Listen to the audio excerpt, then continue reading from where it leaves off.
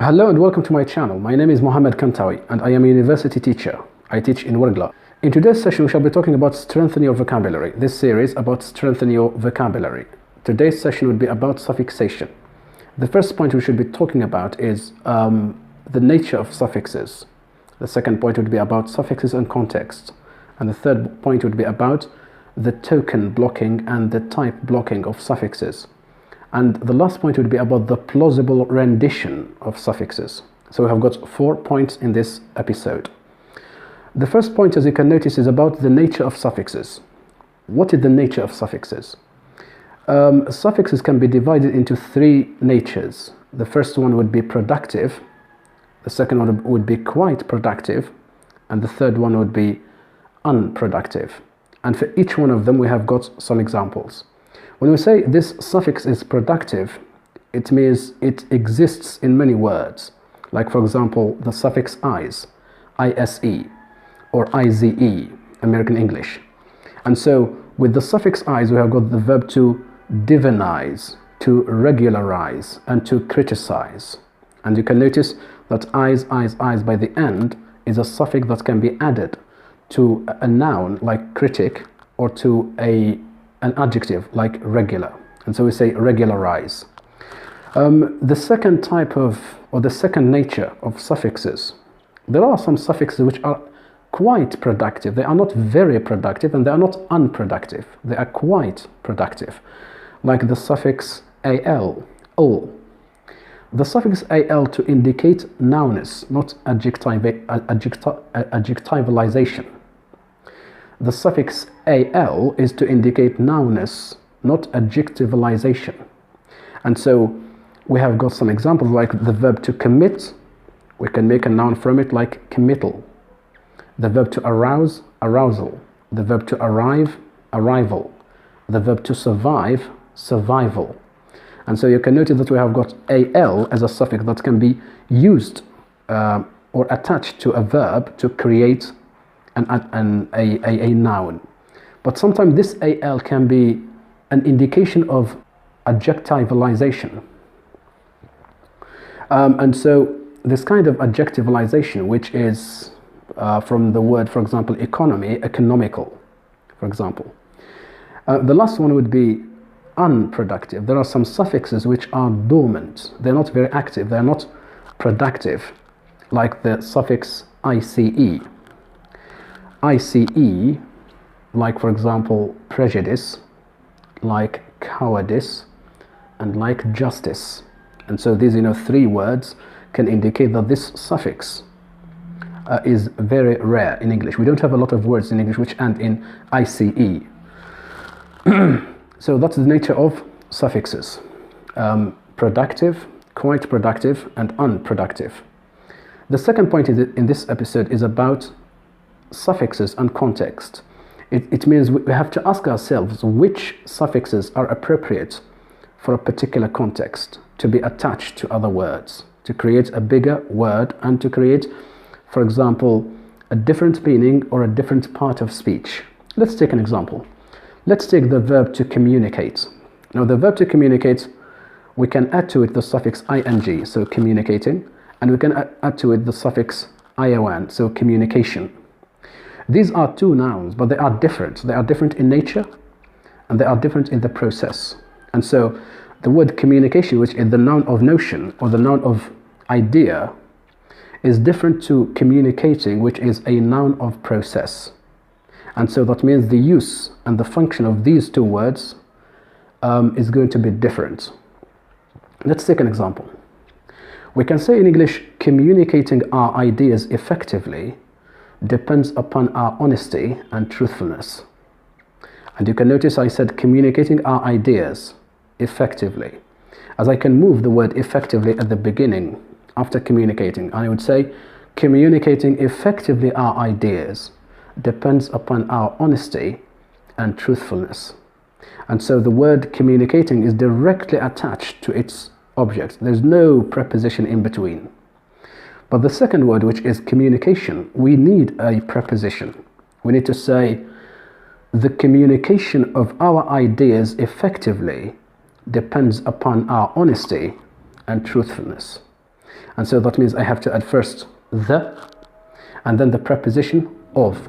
The communication of our ideas effectively depends upon our honesty and truthfulness. And so the nature, and so the context would dictate, would tell us which suffix we should use. That's why some people do not know this. They don't know whether to use ing form in this context or the ion, the suffix ion, to create the word communication. And so you can notice the difference between communicating and communication. The third point is about the token blocking and the type blocking and the difference between them. What is the token blocking? The token blocking is about words, is about words. And so that means in English a word can block another word in use. And the token blocking, we have two types. We have got synonymy and frequency. Synonymy, like for example the word happy and the word beatific and the word euphoric. So beatific and euphoric are blocked by the word happy.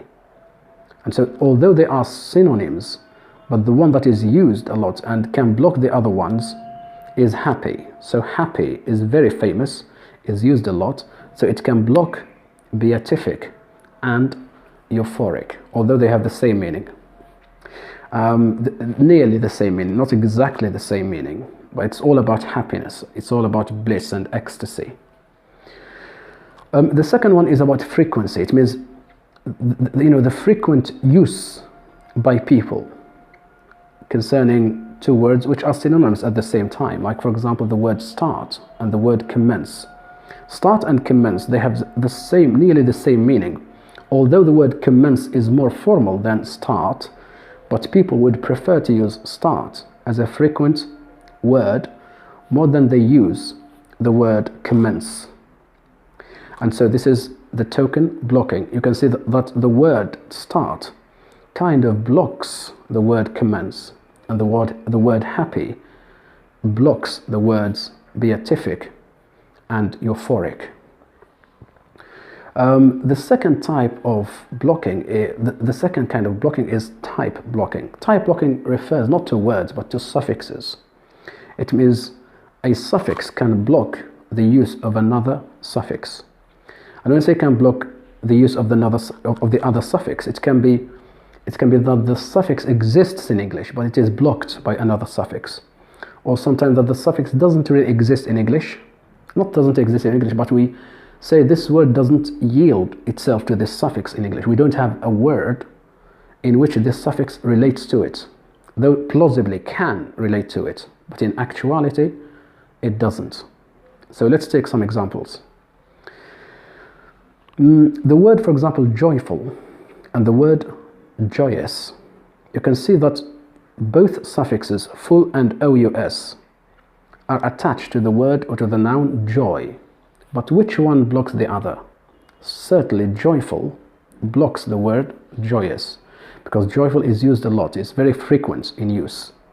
And so it's used more than joyous, so it blocks that kind of word. The second one, that it doesn't really exist in English. We don't have this word, but it is plausibly existent. What is it? The word, for example, criticism and the word criticization. Now, no doubt that the suffix ation is added to criticize. And so the verb to criticize can be made into a noun plausibly, not in actuality, but plausibly, what a native speaker can intuit about his own language, and what a competent speaker or a competent writer can intuit about a certain word in English. And so I can have this intuition that the word criticization can exist in English, although it doesn't really exist. It's not in actuality. If you check the internet, you wouldn't find the word criticization, or you wouldn't find the word criticization in books, because it's not rendered yet in the dictionary. But it's a plausible word. And so the word criticism blocks the use of criticization. Although logically, the word criticize as a verb, it should have the noun criticization and not criticism. Criticism would be another different kind of noun which relates to the school or to the doctrine. And so this is what we call type blocking. So we have two types of blocking: token blocking a word blocking another word, and type blocking a suffix blocking another suffix. The last point is about the plausible rendition of suffixes in English. And I say the plausible rendition of suffixes in English means what are the possible suffixes that can be added to a certain word, and the native speaker or a competent speaker outside the land of Britain and America and other countries which they have their first language English, they can have this kind of intuition and sensing. They sense that this word can plausibly exist in English. It doesn't really exist in actuality, but it can exist in English. And so the rendition would be like this. For example, let's take the word science. Now the word science is a noun. To make it an adjective, we'd say scientific. So from the word scientific, I can intuit, I can sense that we can have a verb by adding ise. And so scientificize. So the word, scientificize can be a verb from scientific. And this verb can be rendered plausibly and possibly in English and logically in English. Though if you check the dictionary or the internet, you wouldn't find that word, scientificize. But certainly it exists as something intuited from intuition.